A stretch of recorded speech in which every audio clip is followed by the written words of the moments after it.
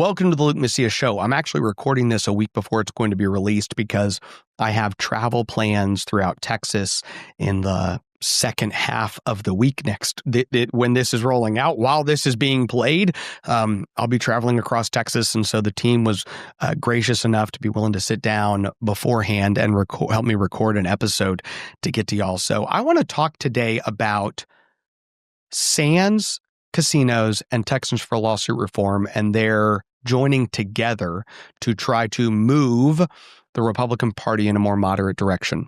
I think it's something that every one of us need to be aware of and understand the ramifications of this election cycle. Let's get to the show.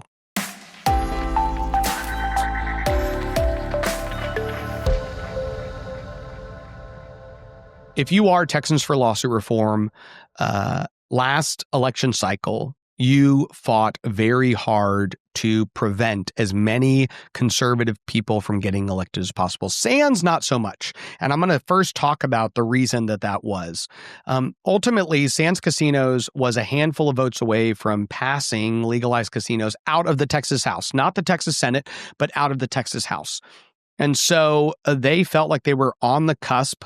Our Governor Greg Abbott, has said that if a casino legalization bill passes the chambers, that he would be willing to sign it.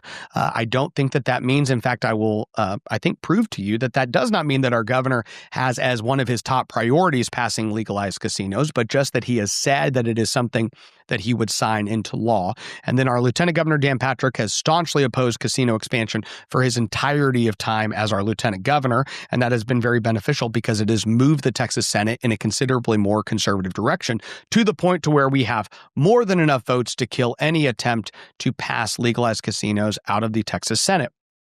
But they were a handful of votes away in the Texas House from passing legalized casinos. But then we walked into a election cycle where conservatives started lining up to defeat, amongst a broad array of individual legislators, they lined up to defeat many opponents of school choice. And it should not surprise you that if you are more likely to empower teacher unions and to disregard parental empowerment, you're also more likely to empower companies that take advantage of citizens through legalized casinos. It just naturally lines up with those same lawmakers' general worldview. The problem was Governor Abbott had prioritized getting rid of many of these lawmakers because they were standing in the way of many of his actual priority agenda policies. And so what I would observe is that Sands Casinos knew that it was politically dangerous for them to stand in the way of the governor. So while they did financially support Justin Holland, while they did financially support John Kemple in Seguin, or Holland, who is in Rockwall, they did not write endless amounts of money into these campaigns because that would have been seen as being very antagonistic to the work that the governor was doing to try to move the legislature in a more friendly direction towards the advancement of conservative public policy. Unfortunately for them, though, when the dust settled through the primary and the runoff, what they ultimately landed on was, instead of being 3 or 4 or 5 votes away from passing legalized casinos, they were 15 or 20 or north of 20 votes away from passing legalized casino gambling. So they start this session and realize we are up a creek without a paddle. Now, back up. Texans for Lawsuit Reform took a different approach last cycle. They were very active in stopping some people who the governor supported. The governor supported Brent Money, who has been not only a rising star, but a staunch supporter of school choice, against Jill Dutton, who has a history of opposing school choice. And Texans for Lawsuit Reform spent well over $1 million in that election. They then went on to spend very heavily with Steve Allison to try to prevent Mark LaHood from getting into the legislature, and so on and so forth down the line in many of these races. So they did, more so than Sands, directly try to prevent the shift last cycle. Sands did. They did it in many instances, but less so than Texans for Lawsuit Reform. As they look at this new Texas House, that I have already acknowledged, and y'all all know if you listen to this program, is significantly more conservative than it ever has been. They don't like the makeup of the legislature. And so together, they are planning on spending millions and millions and millions of dollars to try to move the House in a more moderate direction. Texans for Lawsuit Reform is not working with Sands to try to do the same in the Senate. However, Sands also has the Senate in their crosshairs. Before we get to the House, let's just address the Senate. Texans for Lawsuit Reform does not have a problem in the Texas Senate. In fact, they just hired our Lieutenant Governor Dan Patrick's son as their CEO, Ryan Patrick. That was announced last week. They feel very comfortable and confident that if they want policy through the Texas Senate, they have a very wide path to getting their policy through the Texas Senate. They have the opposite of what Sands has, which is that they look at the Texas Senate and say, we probably, in this current environment, will never even get any type of policy to be entertained in the Texas Senate, let alone passed. So in the Senate, you have Sands, who just spent $3.5 million on one Senate district special election. Now, they got walloped, but they spent $3.5 million. And to give comparison to that number, I mean, when I look at what the more conservative side of the GOP spent in many of the elections holistically last cycle, that's like half of it. That's like half of what they spent on a bunch of campaigns all across Texas. And you have Sands spending that on one special election state Senate race, which of course they lost very badly. They could be reconsidering whether or not to do that. We've heard stories. There's a politically active person that I'm aware of in Dennis Paul's district who got a call from somebody very closely affiliated with Sands on their team. And then this person said, hey, we're looking for somebody to run against Representative Dennis Paul, who's backed by Donald Trump, Dan Patrick, a bunch of these conservatives. And we're willing to spend $2-3 million in this race.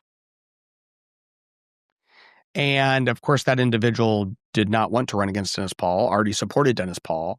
But I'm giving you just a little taste of the type of calls that are going on. I had a political operative who said, well, I've been told by people around Sands, this is not somebody who works for Sands, I've been told by people around Sands that if I can just find somebody to run against Brett Ligon in Montgomery County, there's millions of dollars that are available.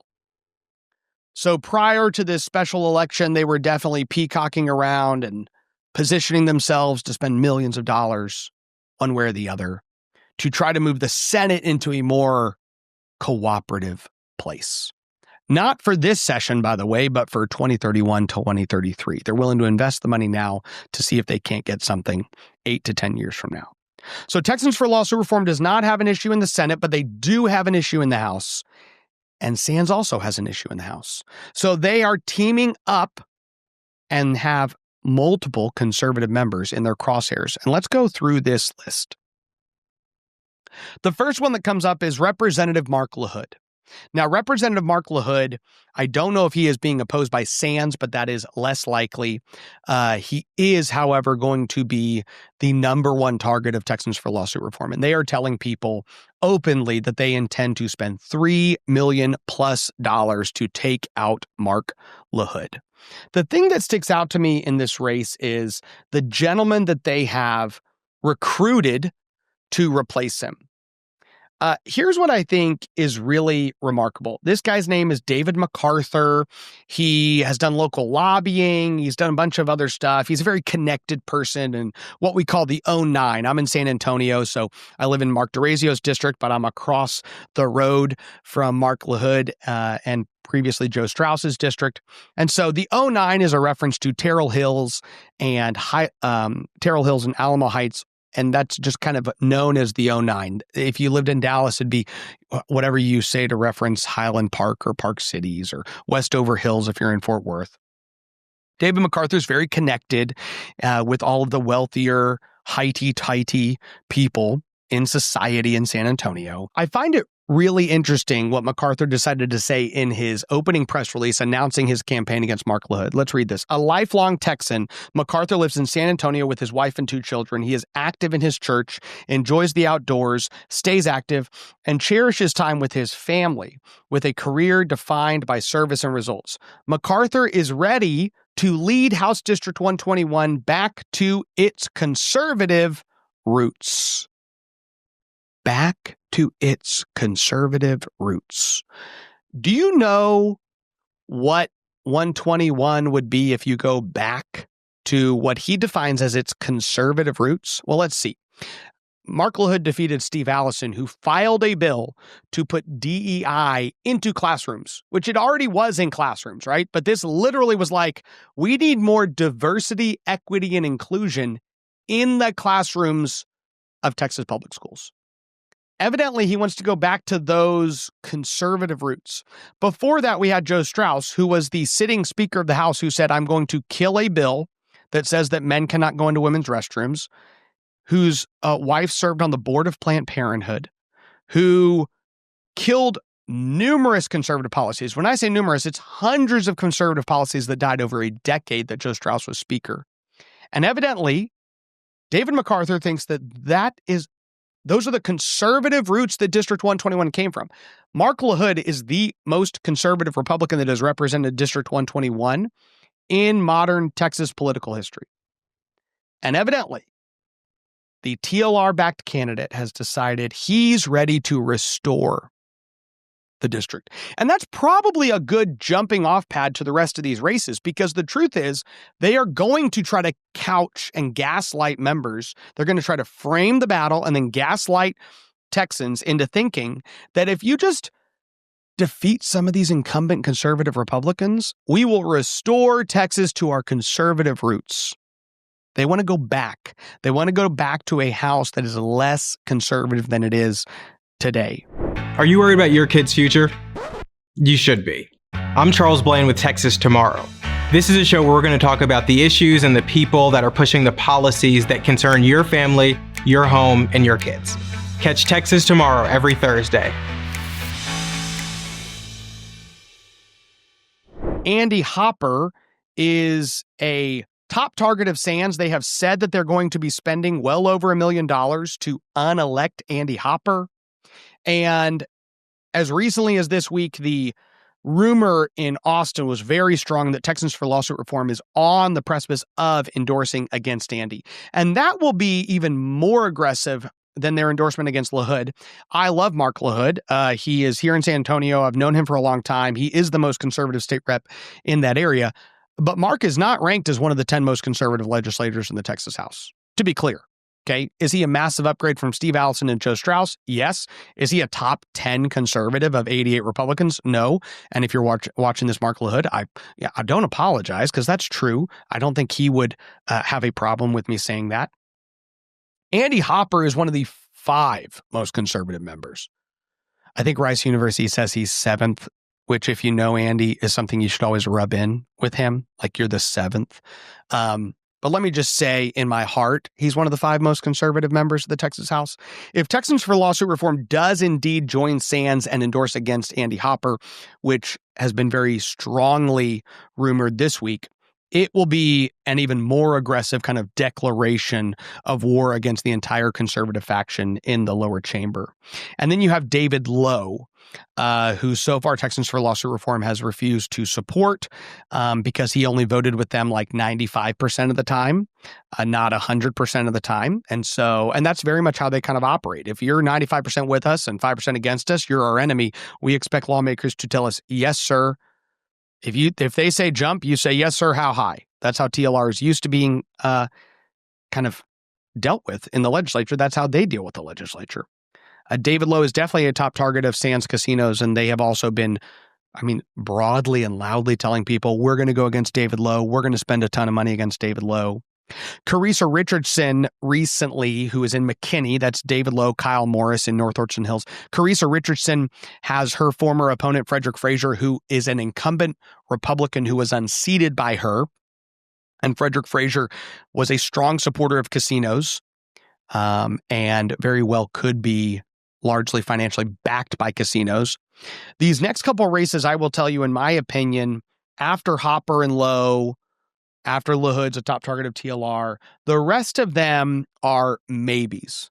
Sands is trying to figure out how wide are we going to make the map? How many people are we going to lay waste to and try to unseat? But I think Carissa Richardson is in the crosshairs because they know that Frederick Frazier has 25 to 30% of that district that will vote for him regardless. He lost his reelection 68 to 32%. And I need y'all to understand that that is a shellacking. I don't even know the actual definition of shellacking, but the point is that's what he got. 32%. No incumbent loses 68 to 32% of the vote. It's almost unheard of. But at the same time, he was so unpopular and there was so much negativity out there about Frederick Frazier that the 32% of people that did vote for him are probably voting for him again. And so they know they start with that, and if they spend enough money attacking Carissa Richardson, maybe they could take her out. Helen Kerwin down in Johnson County has been a conservative Republican who Sands is also telling people that they might decide to go after. And then our beloved Mike Alcott. And I say our beloved because we all know Mike very well. I was just up at his fundraiser, and you had many people who are thinking about challenging him. Amy Fennell has filed to run against him, and Sands Casinos is considering coming in very aggressively and spending large dollars against Mike Alcott. Why? Why is Sands trying to put this plan together? Why is TLR sitting here trying to figure out how to, well, in their words, restore the House to its conservative roots, but as we would see it, move the House backwards. And they're doing so because the House moved too far to the right too quickly. And they weren't ready. And now they're pushing back and trying to pull everything back into the middle. So I want to just acknowledge this is going to be a shorter episode as a whole, but I wanted for y'all to understand the lay of the land in that, and the map could expand because filing doesn't close till like December 8th, I think. And so you could have other challengers still show up, but at least in those races, there's a push. And then what you're also going to see in most of the open seats is that Texans for Lawsuit Reform, SANS, and other groups are going to go in, and in almost every race, they're going to look for the more moderate option, the most moderate option, and they're going to go in with that person and fight very hard to get them elected. They're fighting to, in their words, in their mind, not their words, because they haven't said this out loud, but they are fighting to restore what they would see as a balance to the legislature. They need to get lawmakers back in line, people ready to do what they tell them to do. And they're going to spend very heavily. That's just the incumbents. But imagine in some of these open seats where they'll each drop $1 million or $2 million just to win one House seat. They need to get the Texas House in check. And so Texans for Lawsuit Reform and Sands Casinos are gearing up this session to go arm in arm and do what they can. For Sands, they're going to work in the Senate and the House. For TLR, they're mostly focused on the House. And they really are almost solely focused on the House, where they are going to try to make that chamber more moderate and more centrist. And those are probably two of the largest actors that are going to be involved in the battle for the next several months. And those are where some of those battles will take place. So I wanted you all to be aware of that as you're looking, and then you're going to start to see, if you live in any of these areas, a lot of attack ads and things like that, and understand the motivation behind the individuals who are paying for all those attacks. Something for each and every one of you to be aware of. There are real consequences to every single election cycle. And the victories that the grassroots had are not kept unless we stay vigilant. May God bless you, and may God bless Texas.